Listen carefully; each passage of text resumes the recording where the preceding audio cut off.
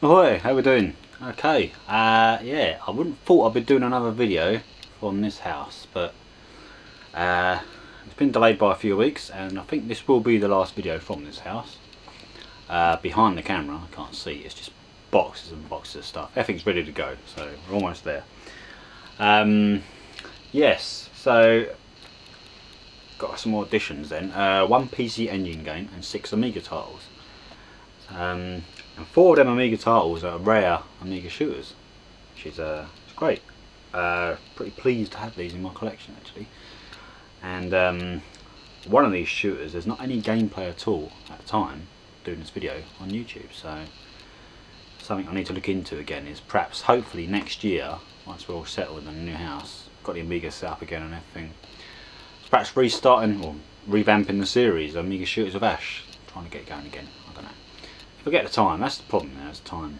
A bit of motivation as well, because a few people like the series.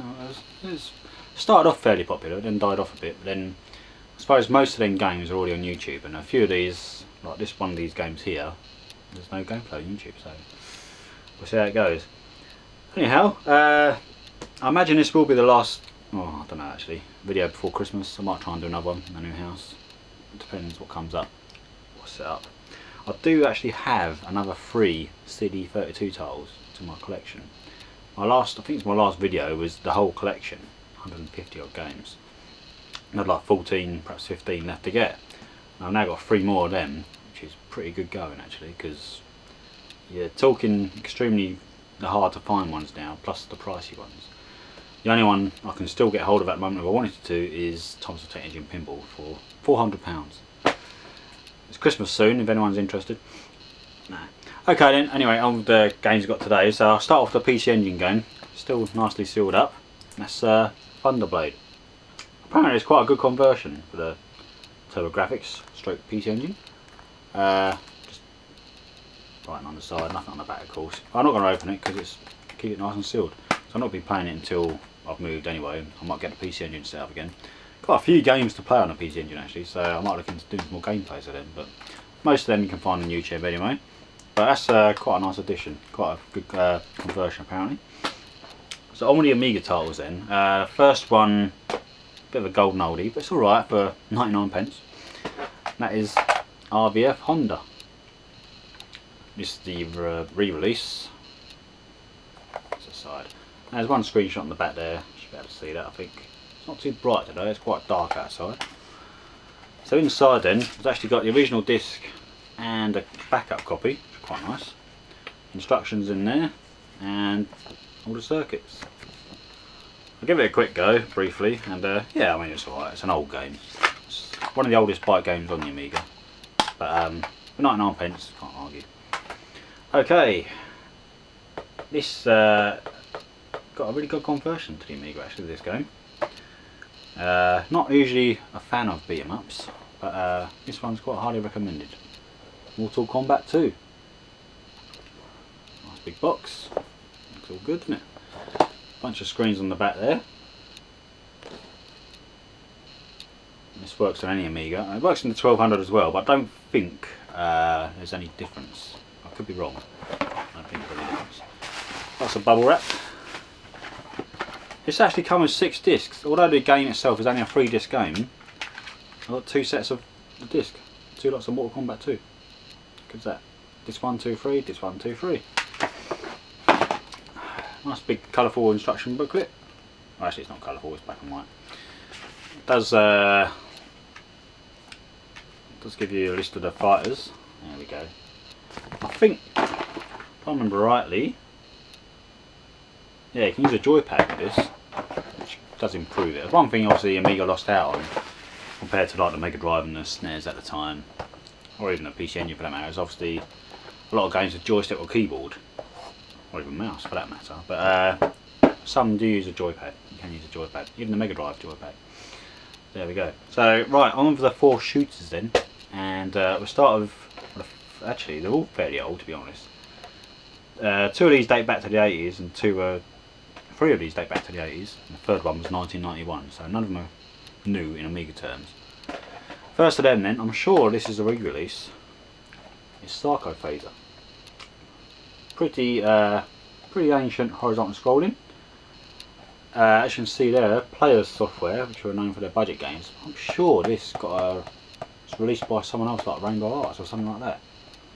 I could be wrong, it doesn't mention it anywhere on here or in the booklet. The screen's on the back then, it's colourful enough, fairly basic, a few power-ups. Music's supposed to be quite good actually, I can't remember now. I did play it. There's a disc. And instructions, that's all there is, plus a few other games that are coming out, the likes of Street Gang and Joe Blade. May the score be with you, that's what it says. Not the force, the score.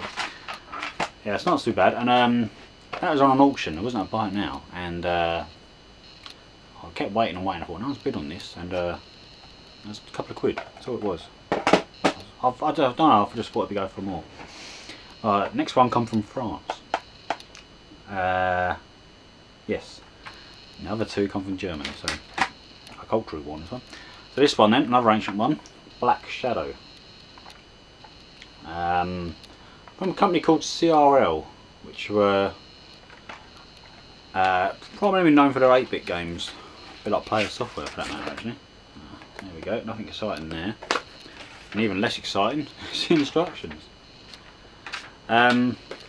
This is 1 or 2 players actually, which is good. You can choose your player or your crew member.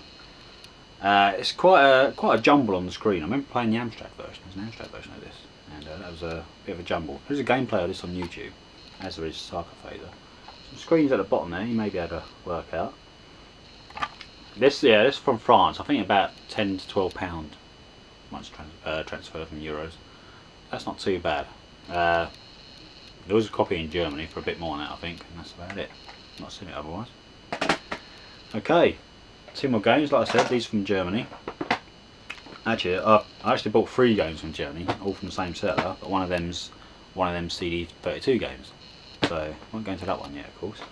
But these 2 then, both shooters, of course, and extremely hard. Well, yeah, just don't see them. You just don't see them on eBay or anywhere else for that matter. So the first of them is Outlands. I quite like the look of this. This is for 1 or 2 players. It's 4 massive levels apparently. It's quite a nice artwork. I think you should better see that alright. And there's a poster inside, so you should be able to see it a bit better as well. Vertical scroller then. 2 discs. We have a slightly larger, same picture at the front. Poster and screenshots down the bottom there. Instructions on the back. Playing tips: kill everything. Don't panic. Watch out for the unexpected. Fair enough. It says here, extended version. If the game is loaded on a double-sided disk drive, extra features will be loaded. On completion of the game, a 400k end sequence with sampled sound and animation will run. Also shots from 2 further future releases to be shown. There we go. Them releases might be this other mini poster here. Xenomorph and Debut. Might be them. Don't know. I quite like this game. It's not... Probably do with an autofire a bit better, to be honest. Quite a lot happens on screen, but it's good. There is a gameplay of this one, small gameplay. Chuff for that one.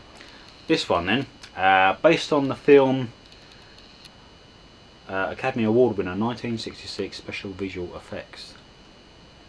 Can you think of a film from '66 which could be transferred into a shoot 'em up?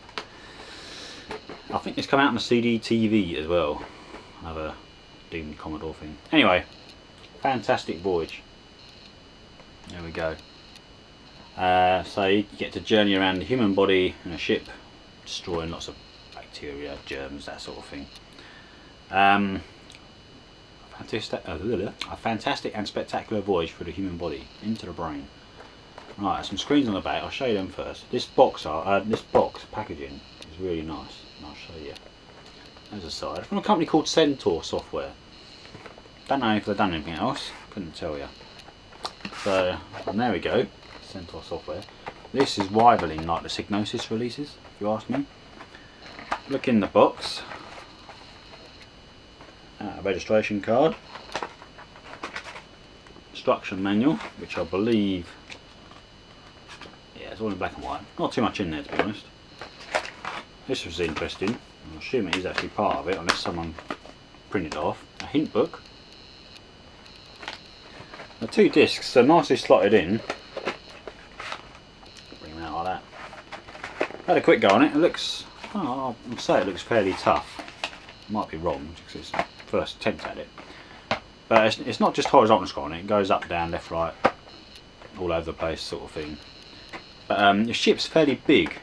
There's not a lot of room for manoeuvrability, and the alien, well, bacteria, germs, whatever you like to call it, are on you in a flash. You should probably see it if I show you on the screen again. But that was yeah, that was from Germany as well, and I think these 2 games between around £25 each actually, so it wasn't that cheap. But then again, you're not going to find them again. So that's my Amiga editions, and of course one PC Engine game. Nothing else as of yet. Like I said, I've got 3 CD32 games, but I don't know if I'll wait for a couple more, but that could be a long wait. So how it goes. Well, we're just looking forward to moving now. Any week now, basically. A nice big room overlooking the countryside to play some games in. Looking forward to that. Anyway, thanks for watching. I'll see you again soon. Take it easy.